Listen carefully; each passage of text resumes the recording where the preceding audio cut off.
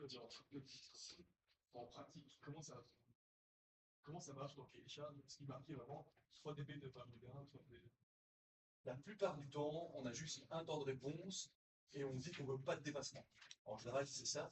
Et la plupart du temps, encore plus, ça, la première réponse, il n'y a pas vraiment de cahier des charges et c'est votre client qui va vous laisser avancer et dire c'est bon ou c'est pas bon. Donc, en général, c'est ça qui va se passer. C'est vous qui n'avez pas vraiment un cahier des charges que vous recevez sur papier et que vous devez comprendre par rapport aux besoins en process. Donc, c'est vrai que quand on dit que vous avez ça sur le papier, c'est rarement le cas. En général, on est plutôt dans un scénario où vous devez faire le mieux possible et puis on dira c'est bon, on a atteint le compromis que vous avez discuté avec le client, parce qu'on a atteint le compromis vitesse, robustesse. Et là, il y a toujours le syndrome de la nuit qui est que si votre client, le syndrome de la nuit, c'est ça, c'est un terme que je viens d'inventer en direct. C'est votre client qui vous dit oui, mais il faudrait que ça aille un petit peu plus vite pour telle et telle raison. On en a parlé la fois passée, diminuer la variance, respecter des temps de réponse plus grands, etc. Donc, le syndrome de la nuit, c'est d'accord, je te le fais, mais je ne décroche pas mon téléphone parce que tu vas me rappeler cette nuit en disant hey, il y a toutes les parties en instabilité. Je sais très bien que si je veux aller plus vite, à un moment donné, je commence à trop renier mes marges de stabilité, marge de phase, marge de gain, sensibilité dont on va reparler aujourd'hui. Et donc il y a un moment où on sait que on est en train de trop renier dessus. Et là, il faut le dire, il faut dire je suis arrivé à la limite du compromis vitesse-stabilité. Si je peux aller encore plus vite, d'accord, mais je rogne trop sur ma marge de stabilité, donc je risque de partir en instabilité. Cette notion de risque, pourquoi est-ce que c'est un risque et que je ne sais pas garantir que je vais être en instabilité? Pourquoi est-ce qu'on dit qu'il y a un risque d'instabilité? Parce que je mords, je mords sur mes marges. Pourquoi est-ce que c'est un risque d'instabilité quand je commence à renier ce que je cherchais sur mes marges? Et que ce n'est qu'un risque. Ça reste aléatoire. C'est pas le bon terme, c'est pas faux, mais c'est un peu trop exagéré le terme. C'est pas à quel point on est mauvais sur le modèle. Quoi? C'est pas à quel point on est mauvais sur le modèle. Oui, on ne sait pas à quel point on est mauvais sur le modèle. Qu'est-ce qu'on ne sait pas non plus? À quel point le système est non linéaire. Et donc, si vous faites une analyse et que vous n'avez pas connaissance complète de la non-linéarité du process, on va en parler, vous pouvez faire quelque chose qui est valable à un point de fonctionnement et dire au client, mais la non-linéarité, on ne l'a pas bien traitée parce qu'on n'a jamais mis en service à pas débit, par exemple, ou un truc comme ça, et dire, du coup, j'ai intérêt à garder des plus grandes marges de stabilité parce que j'ai une plus grande inconnue sur, effectivement, soit la qualité de mon modèle, soit la non-linéarité, ce qui revient au même. Que non-linéarité, c'est une variation du modèle, donc ça correspond à mes connaissances modèle. Donc, pourquoi est-ce qu'on est parler de ça? Oui, effectivement, les grandes. Non, je voulais d'abord revenir là-dessus. Qu'est-ce qui vous permet de pouvoir aller plus loin que ce compromis vitesse-stabilité? C'est un truc fondamental.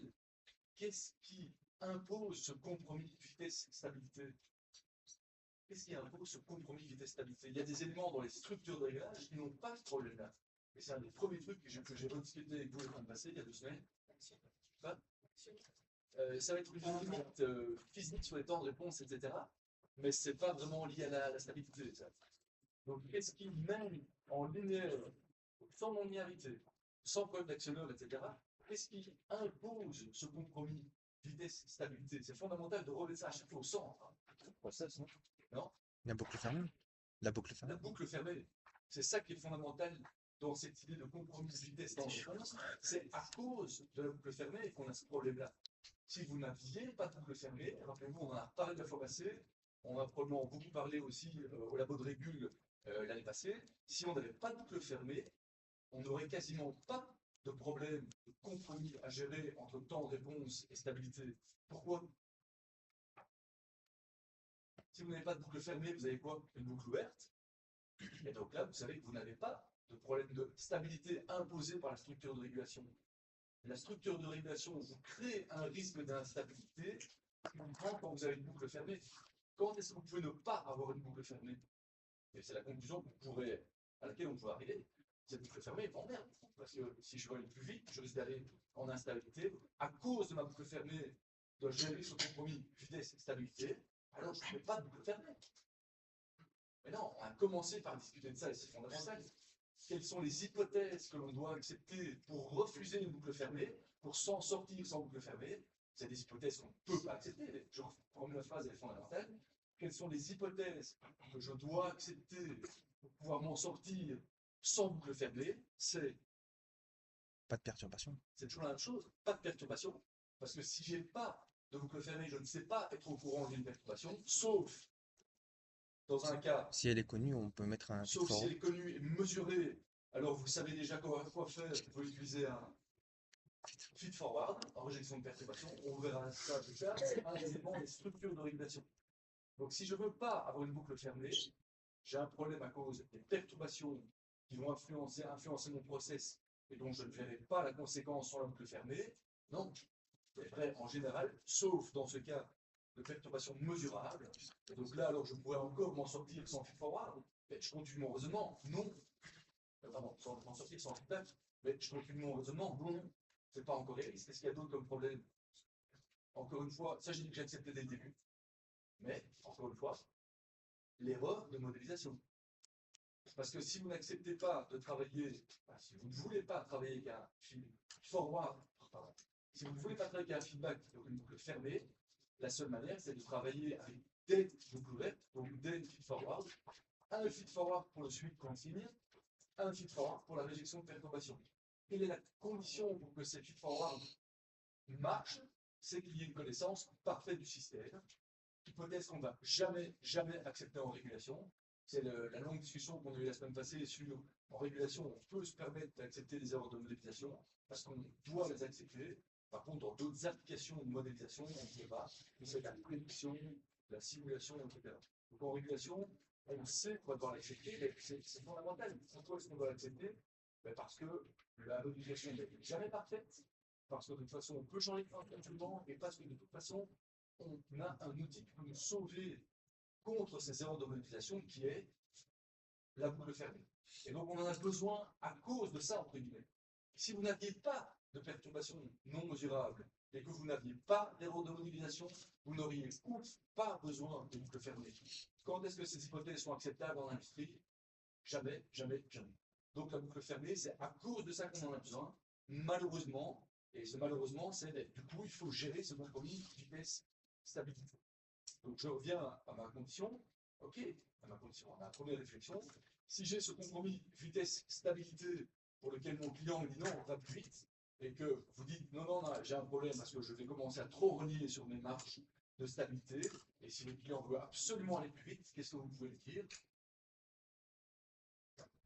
Alors il faut changer de structure de réglage, on y arrive en 2 ou 3 chapitres, et dire si tu veux vraiment aller plus vite sans détériorer la stabilité, il faut modifier la structure de réglage en rajoutant une action directe, consigne vers action, donc une chaîne directe, une boucle directe, un feed-forward, consigne vers action.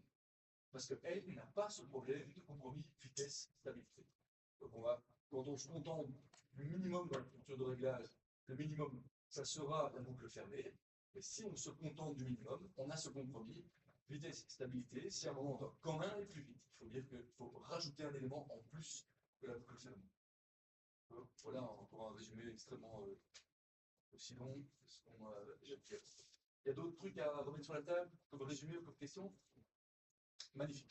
Donc on avait fini la fois passée en discutant effectivement des raisons pour lesquelles on voulait diminuer l'écart de réglage, pourquoi est-ce qu'on voulait modifier la consigne, et on avait aussi un peu discuté de l'avantage des systèmes numériques de contrôle commande, donc systèmes digitaux.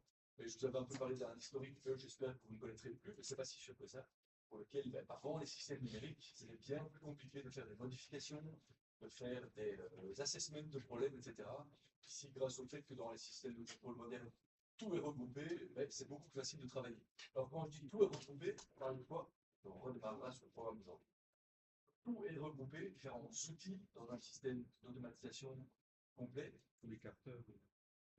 Ouais, mais c'est pas ça que je veux dire. Dans le système digital, donc dans ce que vous aurez devant vous à l'écran, les informations que vous pouvez gérer à l'écran, par comparaison aux vieux systèmes digitaux pneumatico-électroniques dont je vous parlais, qu'est-ce que vous avez tout regroupé, qui facilite énormément la mise en service, le troubleshooting, la gestion pour les opérateurs, etc.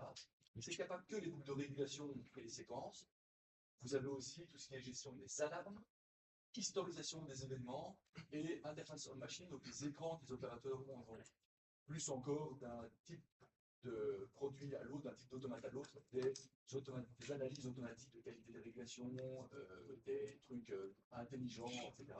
Et donc, dans les systèmes digitaux, c'est pas que la régulation, c'est tout ce qui est historisation, regarder les trends, les courbes de ce qui s'est passé dans le passé, ce qui est en train de se passer. Alors, c'est même pas si évident. Hein. Vous mettiez en CV sur régulation, vous aviez une aiguille qui bougeait comme ça sur un mur. C'est pas du tout la même chose que ce que vous connaissez déjà maintenant, qui est, j'ai un beau graphe, je vois mon échelon, j'ai ma réponse qui arrive, et je peux en tirer plein de conclusions, autant pour la partie identification du système que pour la partie régulation.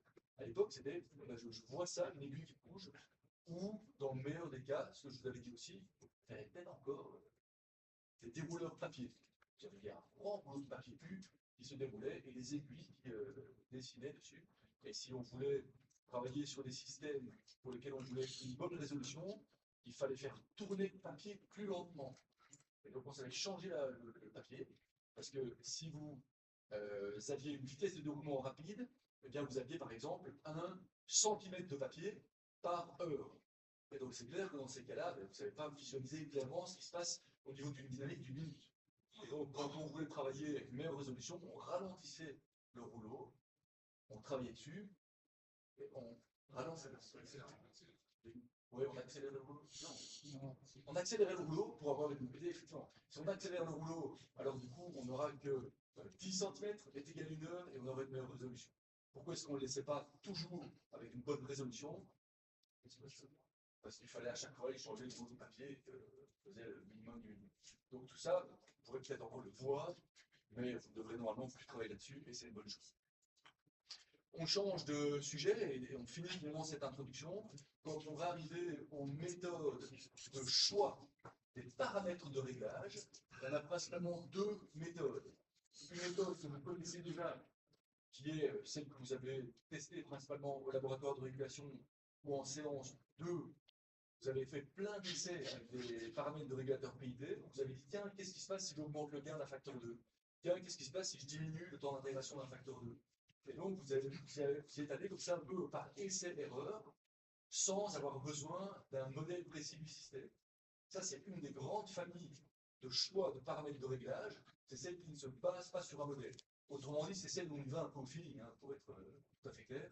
Et ce sont celles qui sont énormément utilisées en industrie, soit par manque de compétences des gens, soit parce que ça suffit. Soyons honnêtes, quand ça suffit, c'est de loin le plus rapide.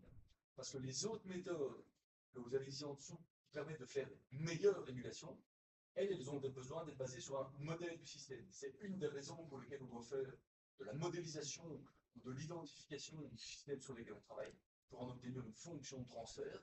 C'est qu'on a besoin de cette description clinique du système, par exemple sous forme de fonction de transfert, pour, à partir de ce modèle, directement calculer les paramètres de régulation. Donc là, on a dans des méthodes qui sont model-based, donc qui se basent sur un modèle. Typiquement, ces modèles-là, ces régulations-là, basées sur un modèle, elles vont nous permettre d'avoir de meilleures performances. C'est logique qu'on donne plus d'informations à la régulation, c'est normal qu'on puisse en attendre plus. Mais encore une fois, on ne va pas utiliser ça n'importe quand. Si c'est une bête de régulation qui n'a aucun intérêt financier, écologique, de sécurité à être mieux réglée, on s'en fout. Hein. Et vous avez pas mal d'exemples comme ça pour lesquels il y a des régulations qu'on ne regarde quasiment jamais parce qu'elles n'ont aucun intérêt en termes de trois acteurs dont on parler. Donc, quand on va rentrer dans les choix des paramètres de réglage, tuning, on va discuter de ces 2 modèles-là, de ces 2 méthodes-là, basées sur des modèles. Là, on parle bien des paramètres de réglage. Encore une fois, si on veut redresser le portrait complet d'un projet de régulation, il n'y a pas que les paramètres de réglage. Qu'est-ce qu'on doit d'abord faire? Souvent, faire la modélisation. Et ensuite, dans la régulation, il y a les structures de réglage. C'est quoi les structures de réglage? C'est un mot que je vais utiliser 20 fois par contre. C'est Parallèle de ça. Non, c'est déjà trop dans le détail. Parallèle de ça. Là. Oui, autrement dit, pour utiliser des mots qu'on a déjà utilisés aujourd'hui, Série parallèle. c'est déjà trop dans le détail. Ma structure de réglage, c'est comment j'agence mes blocs, mais ça c'est quand je les dessine. Mais dans la philosophie de contrôle, c'est est-ce que j'ai un feed-forward? Est-ce que j'ai un feedback? Est-ce que j'ai un autre feed-forward? Est-ce que j'ai des régulations de cascade envers ce essai? Est-ce que j'ai plusieurs régulateurs en parallèle? Ça, c'est des choix de structure de cascade.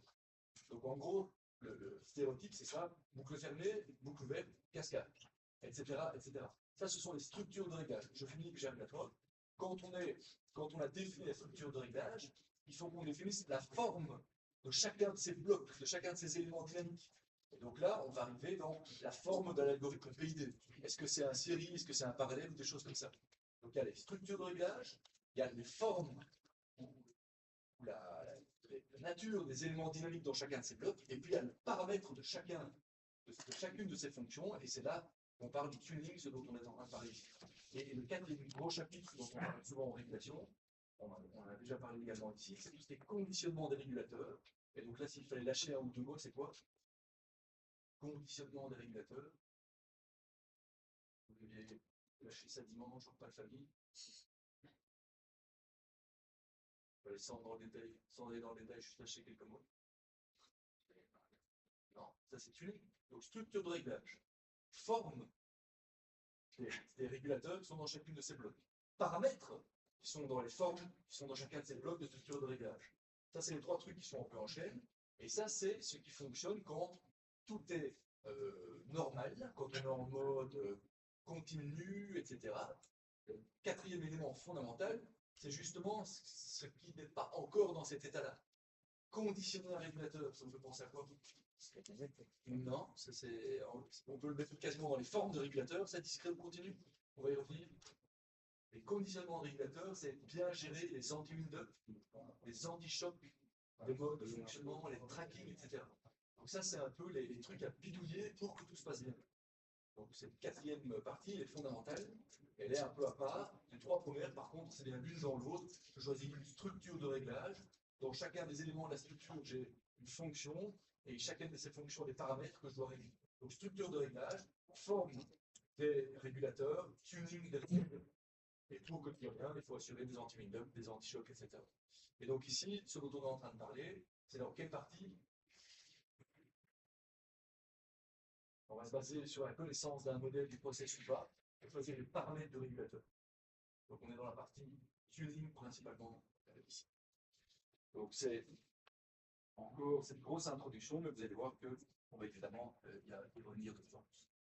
Alors pourquoi est-ce qu'on a besoin de faire du contrôle? Les quelques slides que vous avez ici, on va les résumer très rapidement parce qu'on en a déjà parlé beaucoup. Pourquoi est-ce que vous devez absolument faire du contrôle? On en a parlé, parce que c'est fondamental pour les aspects écologiques, environnementaux et sécurité. On doit faire diminuer les écarts de réglage et on a un compromis, baisse, stabilité, agressivité sur notre gamme de réglage. Mais, je ne suis pas trop tôt, c'est ça. Mais un des problèmes qui arrive, c'est qu'on doit mettre en service une régulation et qu'on se rend compte qu'il n'y a pas moyen. Alors qu'est-ce qui peut faire que la régulation, on n'arrive pas à bien la faire? Comme il est trop lent. Oui, donc le système peut être trop lent parce qu'on n'y a pas pensé assez tôt. Et donc, on a blindé l'échangeur, et l'échangeur, je donne un exemple ridicule, hein, mais on a mis un échangeur de chaleur hyper épais pour qu'il résiste longtemps. Sauf qu'on n'a pas pensé au fait que du coup, ça allait avoir une grosse influence sur le transitoire, et donc quand une perturbation arrive, on n'arrive pas à rejeter assez vite la perturbation. Donc il y a ce niveau de dimensionnement mécanique de l'installation, et souvent une limite qu'on peut avoir également, et sur l'actionneur. Qu'est-ce qui peut se passer? Mon actionneur qui peut être sur ou sous-dimensionné. Les deux sont un problème, on y reviendra plus tard en détail. Mais donc le message ici, dans cette partie encore introduction, c'est qu'il faut absolument tenir compte de la partie régulation le plus tôt possible dans un projet. Et donc vous, en tant qu'électromécanicien ou électromécanicien automaticien, souvent vous allez intervenir assez tôt dans un projet de dimensionnement d'une installation. Et bien, il faut absolument essayer d'y penser le plus rapidement possible à cet aspect régulation. Et un autre élément qui est fondamental à citer, donc c'est le dimensionnement dynamique du système, c'est le choix des organes de réglage, et il y a également un autre truc très important qui est l'instrumentation. Il y a des exemples assez souvent pour lesquels l'instrumentation soit est mal choisie et il y a un mauvais calibre, ça c'est pas encore la cata, ça se corrige facilement. Il y a d'autres exemples très importants, et ça arrive malheureusement souvent, qui expliquent que l'instrumentation est la cause d'un problème de régulation. Vous avez déjà entendu parler de ça en instrumentation, vous en reparlerez. Vous avez déjà eu ça, tout ce qui est délimétrie, vous avez déjà eu ça. Donc que ce soit délimétrie, mesure de pression, etc. À quoi est-ce qu'il faut faire attention? Vous avez le choix de capteur en tant que tel, celui que vous allez acheter au magasin. Qu'est-ce qu'il y a d'autre de très important? Où on le met. Donc ça c'est fondamental et c'est assez courant qu'on se retrouve avec des mesures de température qui sont trop loin par rapport à l'endroit où on doit l'avoir. Et donc, quand on a des mesures qui sont situées trop loin, qu'est-ce que ça risque de nous apparaître comme problème? On en a déjà parlé, on va en parler aujourd'hui. Qu'est-ce qu'on n'aime pas dans les trucs qui sont trop loin, trop longs? Ça nous donne des temps morts. Et donc, les temps morts en régulation, c'est catastrophique. On va encore en reparler aujourd'hui. Et donc, le choix de l'endroit où on va mettre le capteur, il dépend évidemment de la technologie du capteur. Donc, vous savez, vous avez intérêt à mettre votre capteur près d'un coude. Si vous ne savez pas le mettre près d'un coude, à le mettre autant de diamètre avant ou après, de manière à ce que vous ayez une uniformité du fluide et des choses comme ça. Donc ça, c'est vraiment pour le capteur en lui-même, pour être sûr que l'information qu'on vous donne est correcte. Mais il faut encore penser aussi à la régulation derrière et dire, oui, mais si je le mets là ou là, les deux choix sont bons, mais il y en a un qui est meilleur en termes de régulation.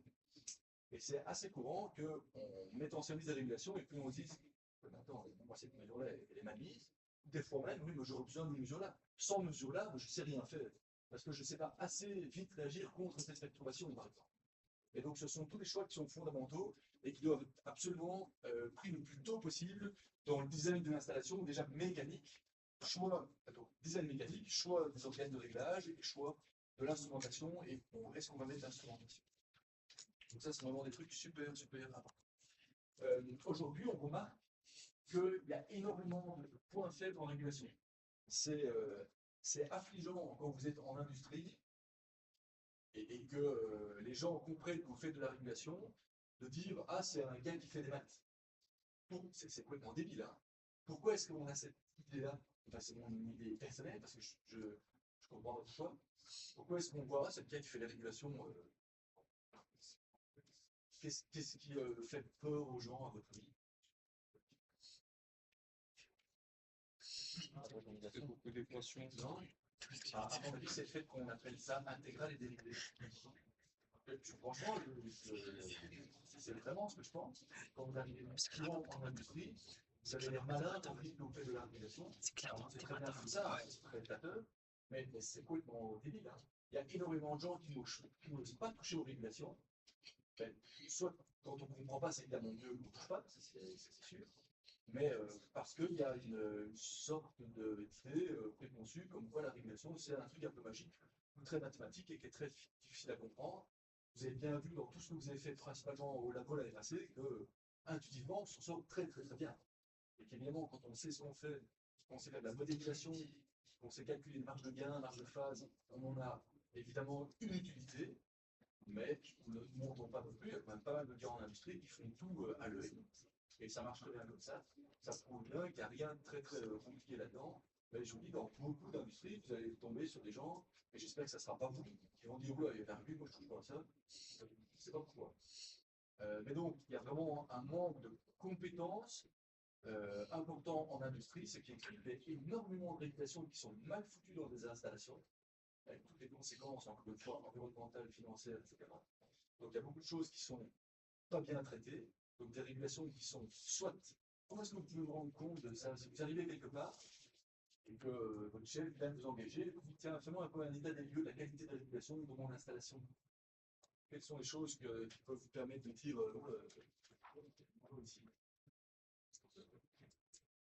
oui, on va demander aux opérateurs. Alors, il y a une particulière des opérateurs. Qu'est-ce qu'ils peuvent vous dire, les opérateurs qui peuvent vous guider dans cette réflexion? Ça se passe bien ou ça se passe pas bien? Comme maintenant. Oui, il y a effectivement les statistiques de tout ce qui est pour les arrêts d'urgence, casse-machine, etc.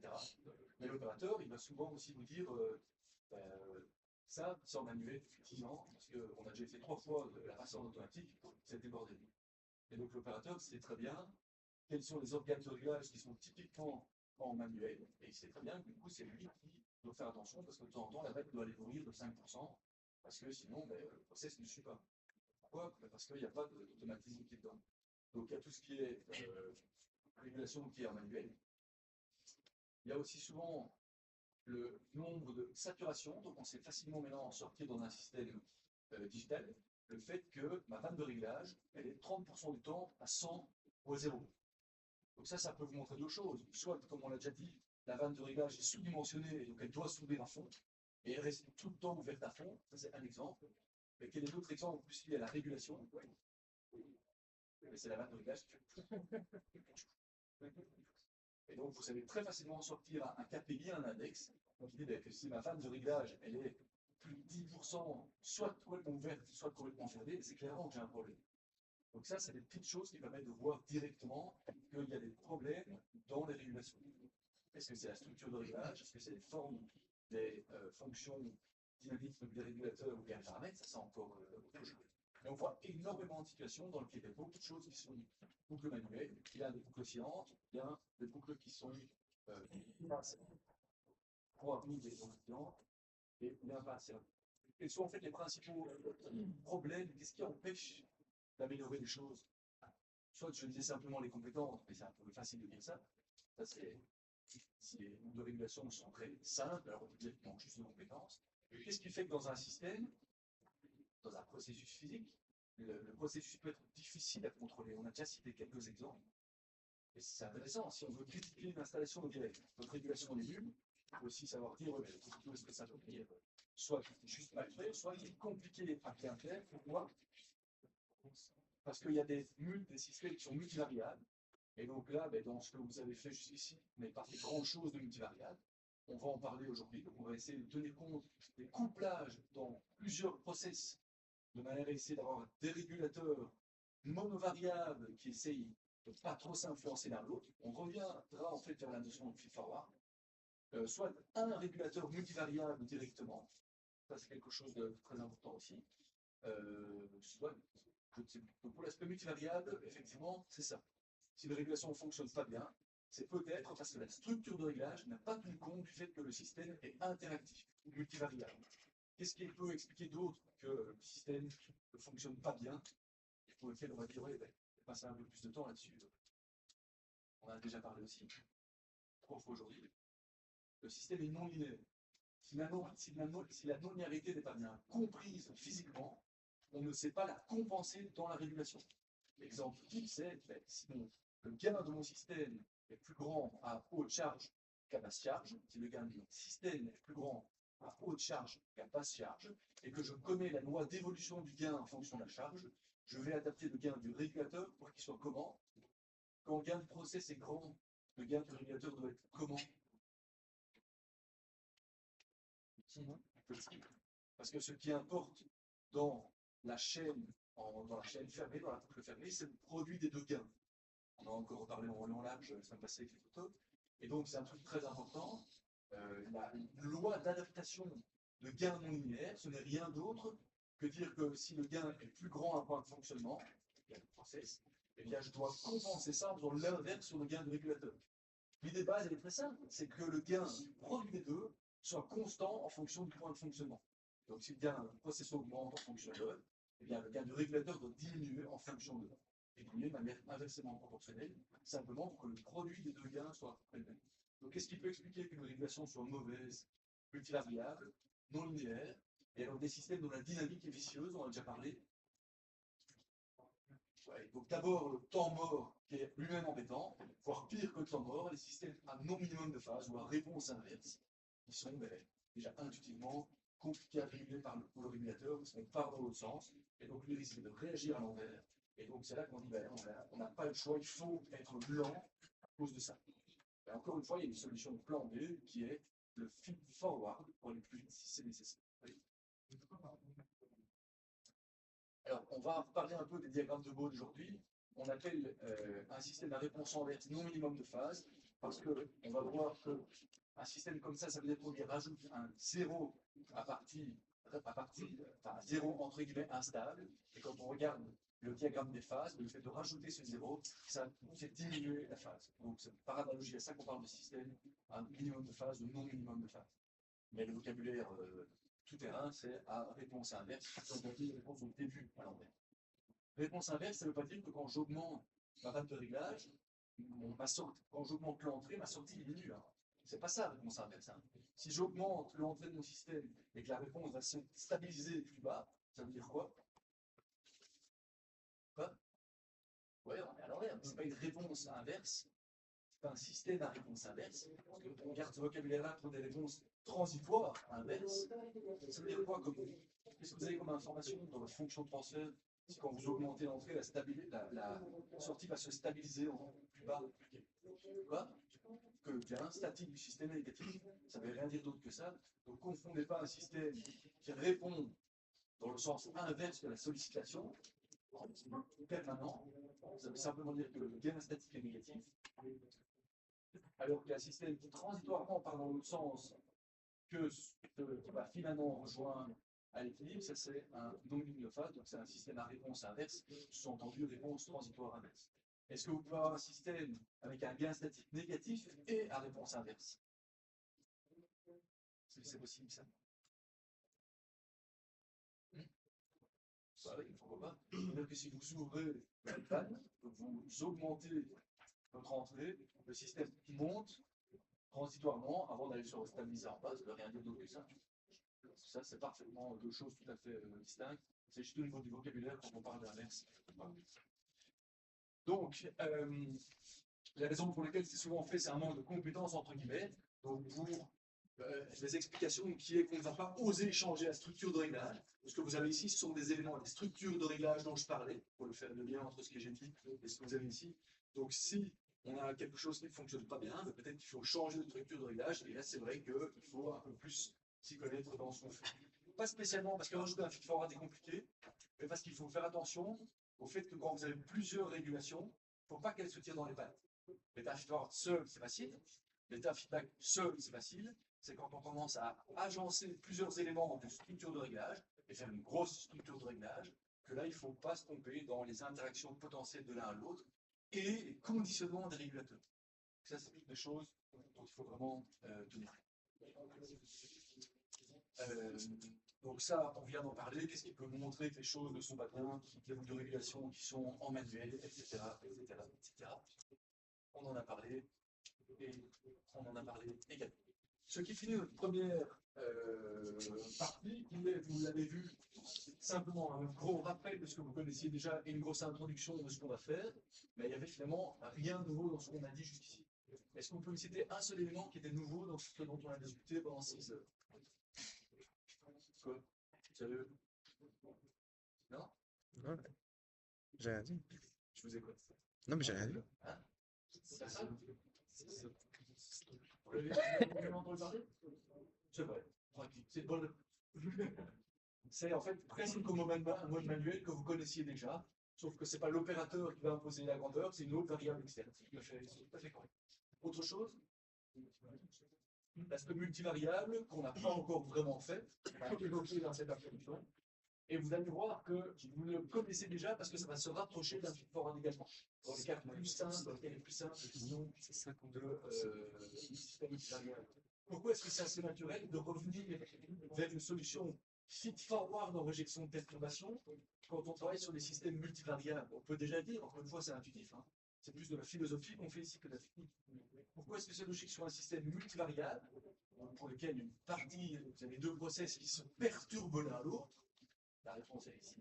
Pourquoi est-ce que c'est assez logique quand vous avez un système qui influence l'un l'autre ou qui perturbe l'un l'autre, de revenir vers la solution qui est feed-forward, gestion de perturbation extérieure? Connaître la dynamique de l'autre processus. Oui, parce qu'en réalité, ça veut dire qu'on peut voir ça comme deux systèmes, dont un système est perturbé par un autre, et donc on va dire que une boucle de régulation du système numéro 2 est perturbation sur le système 1, et on va pouvoir lui mettre sur le système 1 une réjection de perturbation, qui est un feed-forward exactement comme vous l'avez fait. Et donc du multivariable, une manière de faire, c'est vraiment de voir ça comme étant des perturbations. Donc oui, on ne l'a pas encore fait, mais vous allez voir qu'on va vraiment tomber en terrain. Et donc ça clôture, je le disais, notre première partie qu'on a faite assez longue, pour revenir faire une deuxième partie qui va être un petit peu plus théorique entre guillemets, mais vous allez voir qu'on va faire ça vraiment à la volée, parce que exactement comme pour ce que je viens de dire concernant le premier chapitre, ici vous allez voir que vous connaissez tout, sauf pour les EM, la partie Z n'a rien à voir avec un vengeur masqué, je n'ai pas préparé, c'est là que j'ai improvisé. C'est ce qu'on appelle la transformée en Z, mais vous allez voir que c'est le petit frère de la transformée en S, et donc on va pouvoir survoler ça vraiment par analogie à transformer en S. Je ne me trompe pas, les ZN, vous n'avez jamais travaillé avec la transformée en Z. Hein. Ouais, j'ai encore demandé à M. De Bruyne, il m'a dit non, non, fais gaffe, les ZN n'ont pas fait ça. Un quart des points de l'examen qui peut être Bah, c'est encore mieux que ce que je pensais, parce Ils n'ont que pas fait le... ça fait 6 mois que je me dis, mais comment est-ce que je Ça, vais ils faire ont pas avec fait les ZN? Ils ont pas fait le l'implémentation. système en temps discret. Voilà, c'est pas Ils ont pas fait le système en temps discret. Donc les Non, ZN, non. vous avez fait la transformée en Z. Si au système. Ils n'ont pas fait la régulation. Qu'est-ce que Non, c'est? d'accord, mais donc la transformée en Z est déjà connue. Oui, oui, c'est ça. Ben voilà, on a donné une fausse info, c'est très très bien. Parce que sinon, c'était survoler ça sans Des vous bons donner qu'il aime bien vraiment faire ça. les détails. Ils ont fait le système Donc en ici, temps vous venez de discret. me confirmer que Ouais, ils ont jamais fait. Ils ont fait, justement. c'est magnifique. Donc, Non, mais je j'ai pas disais, fait. deuxième partie ici, c'est vraiment la même philosophie que ce qu'on a fait pendant 6 heures. On va représenter des choses que vous connaissez toutes déjà. Je peux même enlever le transformer en Z et que vous connaissez toutes déjà. Et donc, je vais survoler ça de manière très rapide. Mais c'est pour bien vous montrer que tous ces outils, ce sont des choses qu'on aura besoin dans les chapitres qui vont devenir beaucoup plus concrets et quasi théoriques du tout. Ce seront les chapitres 3, 4, 5, 6, où on va parler des structures de réglage, des formes et du tuning, les éléments principaux dont j'ai parlé ici. Donc vous allez voir que pour la partie 2 ici, je vais presque reciter uniquement les différents éléments. Ça vous permet de savoir que ce sont des choses que vous devez connaître. Donc même quand je survole ça à fond ici, ça veut dire que vous devez connaître ça. Pour l'examen, ça c'est vraiment un détail d'examen, mais parce qu'on en aura besoin plus tard. D'accord ? Et les choses sur lesquelles je vais principalement insister, mais ce sont évidemment les choses les plus importantes, donc c'est tout ce qui est stabilité. Donc la stabilité interne, c'est un vocabulaire que vous n'avez peut-être pas encore entendu parler, dont vous n'avez pas entendu parler, mais ce sont des choses que vous connaissez déjà. C'est juste une manière d'être encore plus concret pour la partie practical process control, et évidemment la partie robustesse. Le reste, vous allez voir que je vais passer très très vite dessus, juste en mode, ça c'est important, ça c'est important. Donc, si on veut d'abord reposer les bases et donc les hypothèses de ce qu'on fait ici, on l'a déjà cité plusieurs fois, vous allez revoir aussi le fait que dans la plupart des applications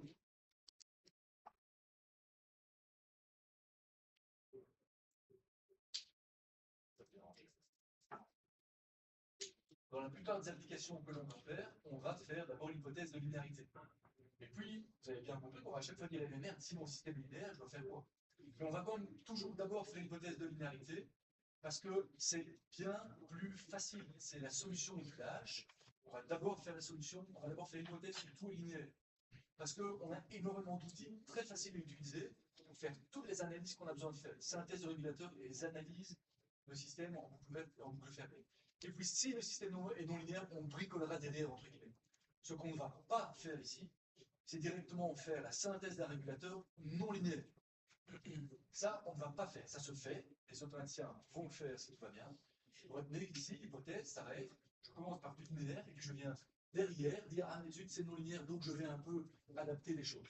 Mais on va toujours se concentrer sur le linéaire parce que c'est vraiment beaucoup, beaucoup plus facile et que ça suffit dans 90% des applications. Donc, système linéaire va arriver derrière, système invariant dans le temps, vous le voyez ici. S'il fallait juste dire avec des phrases, c'est quoi invariant dans le temps? Si je mets une entrée dans mon système, si je mets la même entrée d'état plus loin, j'aurai la même réponse. Autrement dit, la dynamique du système aujourd'hui est la même que la dynamique du système hier et demain. Point barre. C'est encore une fois lié au fait que je peux faire l'hypothèse que mon système est parfaitement connu ou pas. Donc ici, dans un premier temps, on va dire que le système change. Ce n'est pas à cause d'une évolution liée au temps. Ça peut être une dégradation dans le temps, mais ce n'est pas quelque chose que l'on peut lier directement au temps. Donc ça, c'est une hypothèse vraiment théorique, facile et assez directe. On va définir ici ce qu'est un système statique et dynamique. Encore une fois, c'est des choses évidentes que vous connaissez intuitivement. Ici, on pouvait remettre de manière plus scientifique parce que de temps en temps, ça va être intéressant de redéfinir mathématiquement ce que c'est un système statique. Mais si vous deviez d'abord simplement dire de manière intuitive ce qu'est un système statique par opposition au système dynamique, ça veut dire quoi le système statique? Ça réagit directement. Ça réagit directement. Non, c'est pas vrai. C'est comme un système physique, par exemple. C'est pas vrai. Parce que je vais donner un contre-exemple et que ça me suffira à te dire que c'est pas vrai. Si j'ai un système qui répond comme ceci, par exemple, comme ceci, j'ai un système qui réagit directement. Donc ta définition n'est pas suffisante. Un système statique, ça doit réagir comment? Avec la même forme que l'entrée. Donc je n'ai pas de dynamique, ça veut dire que si j'ai ça qui rentre, eh bien j'ai ça qui sort. Alors il va être plus grand ou plus petit que l'entrée, ça c'est encore autre chose, ça va être défini par quoi? Par le gain du système, par le gain du process. D'ailleurs, dans la fonction de transfert d'un système statique, qu'est-ce que je retrouve en plus que gain statique? Rien. Donc quand j'ai un système statique, ça veut dire qu'il est parfaitement défini par un gain statique et qu'il n'y a évidemment absolument rien comme dynamique. Il n'y a pas de S, il n'y a pas de d sur dt dans la modélisation du système. Un système statique, c'est ça. Okay, donc vous n'avez pas d'équation différentielle, donc vous n'avez pas de dynamique. Autrement dit, la forme en sortie est égale à la forme à l'entrée. Tout ce que je peux changer, c'est un facteur d'échelle, mais la forme reste la même.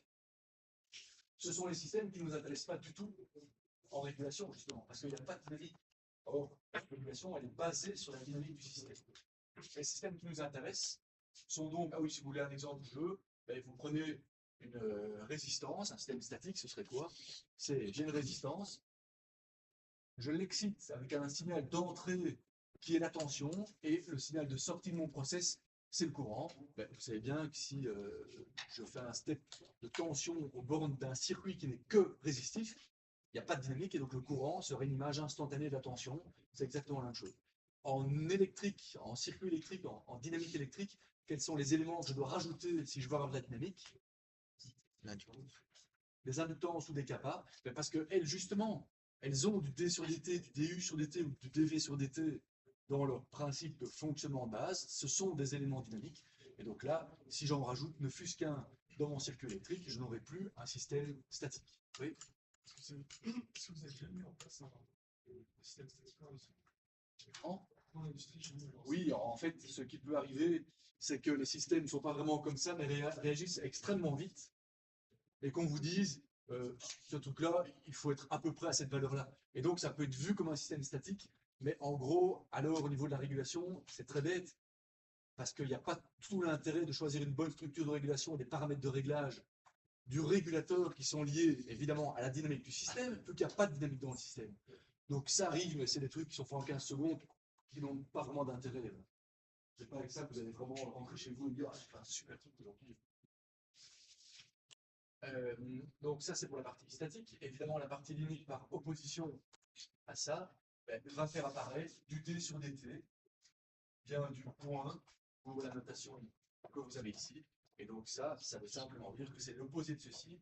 Si vous avez un signal à l'entrée, le signal en sortie ne va pas avoir la même tête, il va typiquement être décalé un peu vers l'arrière, parce que vous avez des notions d'inertie, de délai dans le système. Donc la dynamique, ça ne veut rien dire d'autre que ça, mais c'est fondamental pour nous, parce que, encore une fois, les systèmes qui ne sont pas dynamiques, on ne va pas vous appeler pour les faire, c'est vraiment des trucs un peu bébêtes, et ça n'a aucun intérêt.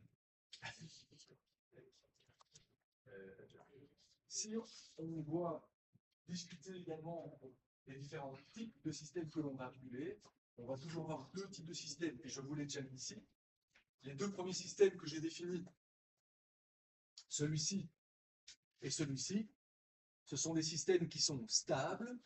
En anglais, on va souvent utiliser soit unstable, soit self-regulating. Self, parce qu'ils viennent se stabiliser eux-mêmes. On va voir pourquoi est-ce que ce vocabulaire-là est justifié. Alors que vous pouvez avoir des systèmes qui, eux, sont instables, et donc qui ne sont pas auto-stabilisants, qui ne sont pas self-regulating.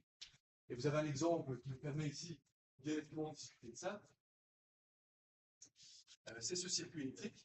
Si vous regardez le circuit électrique qui est le plus bête que vous connaissiez, qui est le plus bête élément dynamique que vous connaissez, vous avez déjà vu en électricité, on va en reparler dans l'introduction en mesure et blablabla. Eh bien, vous avez ici un circuit RL, et quelle est dans la manière graphique, donc schéma bloc, de dessiner ce circuit qui vous montre que le système est stable. On ne parle pas de boucle fermée au sens de la régulation ici. Ceci, c'est le schéma bloc d'un système. C'est le process seul. Si je dois venir mettre une régulation à l'avant, le régulateur sera en amont et viendra piloter la tension qui est l'entrée de mon système.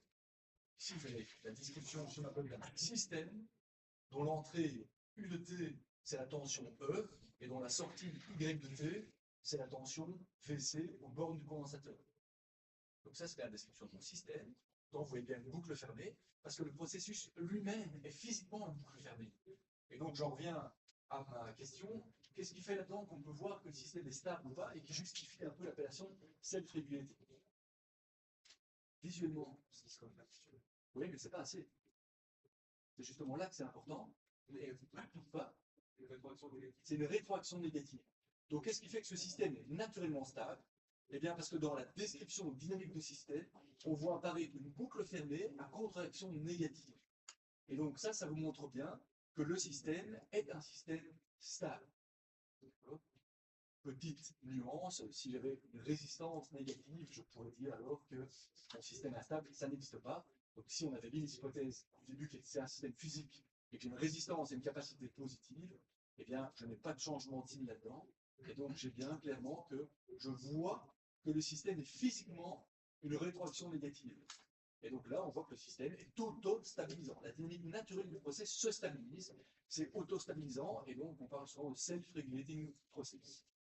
Donc c'est vraiment une manière assez visuelle de regarder ceci. Vous avez un système pour lequel, quand vous les redescendez comme ceci, vous avez une boucle fermée avec quelque chose qui est positif, et donc vous avez bien un système instable. C'est typiquement le cas d'un système intégrateur, parce que vous avez que vous rajoutez au volume le débit qui vient d'arriver. Donc vous avez quelque chose qui vient reprendre en plus ce qu'il était déjà avant. Si vous dessinez un intégrateur de cette forme-là, vous pouvez faire apparaître une contre-réaction positive. Ben oui, un intégrateur, c'est bien un système instable. Et donc, nous, les systèmes sur lesquels on va principalement travailler, ce sont des systèmes autostabilisants ou instables, mais entre guillemets simples, parce que vous avez un effet d'intégral dedans. Donc, ceux qu'on va moins traiter, parce qu'ils sont moins présents en industrie, c'est ceux pour lesquels vous auriez une réaction comme ceci. Ça, ce sont des systèmes pour lesquels vous avez un pôle instable, mais qui est dans la partie droite de mon plan de stabilité. On va nous plutôt traiter les systèmes que l'on trouve souvent, qui sont des systèmes intégrateurs, donc instables, mais pour lesquels le pôle est où? En zéro. Ça, ce sont les systèmes instables qu'on retrouve le plus possible en industrie. Donc, on va traiter ici les systèmes naturellement stables, ou self-regulating, et les systèmes instables, principalement avec une action un effet intégrateur dedans. Ceux-ci, on les retrouve moins, on les retrouve typiquement quand on a des systèmes exothermiques. Donc, un système qui, au plus il est chaud, au plus il crée de la chaleur. Donc, il chauffe plus. Donc, il est plus chaud, donc il crée encore plus de chaleur. Donc, il chauffe encore plus. C'est ça que vous avez dans ce style de dynamique-là. Alors que celui-ci, ça va typiquement être ce qu'on va avoir sur la charge d'un condensateur, sur le remplissage d'un tank, etc. Donc, les systèmes les plus courants en industrie sont stables ou instables, il y a un pôle en zéro, pas avec les zéros plus longs. Du coup, c'est principalement sur ceci que l'on va travailler ici. Je disais, la partie linéaire pourrait arriver en premier, ici c'est un peu plus bloc que vous citez toutes les hypothèses que l'on fait. La partie linéaire, elle est fondamentale, c'est pour ça qu'on en parle à chaque fois. Encore une fois, ici, si vous ne deviez pas mathématiquement la définir, ce qui encore une fois sera utile après, ça vaut la peine de poser des choses comme ça, mais si vous deviez intuitivement la définir, est-ce que vous diriez, on a déjà dit 20 fois ici, un système est supposé linéaire si sa dynamique est la même, quel que soit le point de fonctionnement. Et on pourrait ajouter, même si c'est déjà compris dedans, à la montée ou à la descente.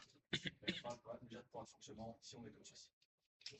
Par contre, si on essaie de le définir, la linéarité, on va parler du principe de superposition, qui va dire que si vous ajoutez deux effets à l'entrée du système, et bien chacun des effets, donc des entrées, a une conséquence sur la sortie, et l'effet sur la sortie est la somme des effets de chacune des entrées.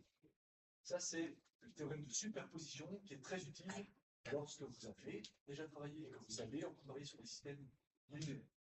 Donc, gardez bien en tête toujours les deux approches. L'approche intuitive et l'approche mathématique, c'est quand on commence à mélanger les deux, on commence vraiment à s'amuser. Je disais un rappel très très rapide sur ce qu'on va utiliser. Vous connaissez ici la réponse impulsionnelle d'un système. Alors, on pourrait bien ici être plus précis avec la remarque qu'on a dit. C'est la réponse impulsionnelle de quel type de système ça?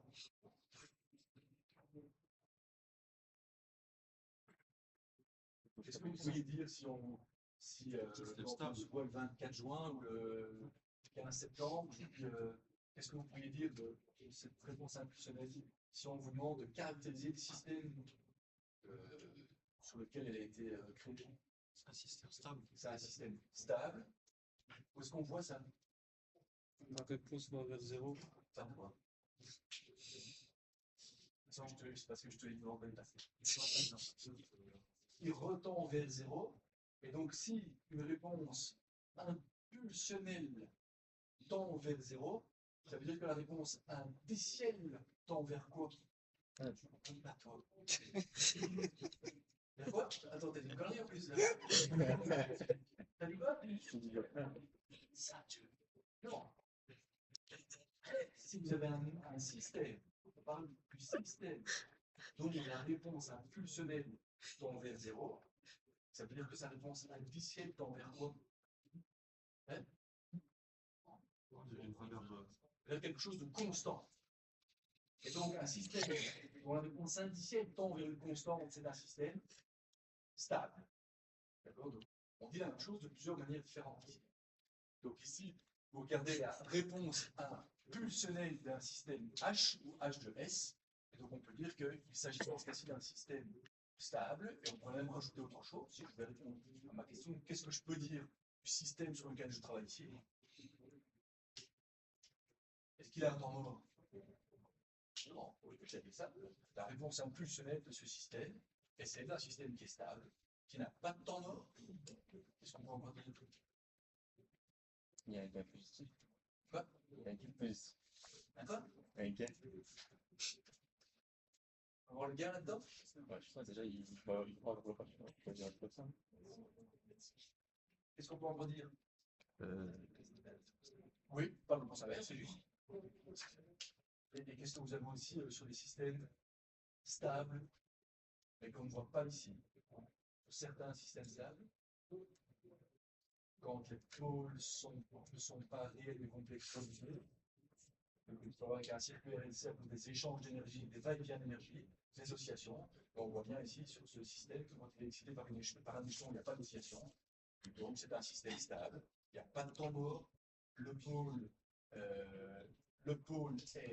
un pôle réel. Est-ce que ça pourrait être un système du deuxième ordre? Il y a plein de choses avec ça. Est-ce que ça pourrait être un système du deuxième ordre? Non. C'est un système du premier ordre sans temps mort, ça. Est-ce qu'il montre? Ça, c'est des choses vraiment fondamentales à savoir voir sur les réponses indicielles, les réponses impulsionnelles. Deuxième ordre, on a des angles. Quoi? On n'a pas des angles pour deuxième ordre. Non. Vous êtes souvent plus familier avec la réponse indicielle. Alors, vous partez de la réponse indicielle, elle va apparaître juste après sur le slide suivant. Mais sur votre réponse indicielle, qu'est-ce que vous pouvez observer si vous avez un système d'ordre 2? Au niveau de la pente au démarrage, Ouais. la pente du deuxième ordre, elle est à vos 0. Tandis Et donc, que le premier ordre, maintenant, si on fait le lien avec la réponse 1, donc ce qu'il vient de dire, c'est qu'un système du deuxième ordre, il va démarrer en S. Vous n'aurez pas un point anguleux comme vous avez avec un premier ordre, ça vous le savez. Ça, c'est pour la réponse indicielle. Et donc, pour l'impulsionnel, ça devient quoi? La pente est infinie. La pente est infinie. La pente est La dérivée de la pente. avec un premier ordre. Vous avez en réponse indicielle quelque chose qui est. Donc, je fais mon échelon. Un premier ordre, tchac, tchac. Donc, sachant que la réponse impulsionnelle, c'est la dérivée de la réponse indicielle, mais comment est-ce que je passe de ceci à la réponse impulsionnelle? La dérivée de ceci, c'est quoi? 0. C'est 0. La réponse impulsionnelle, je la recalcule à partir de la réponse indicielle comme ça. La réponse, la dérivée de ceci, à cet instant-ci, c'est quoi?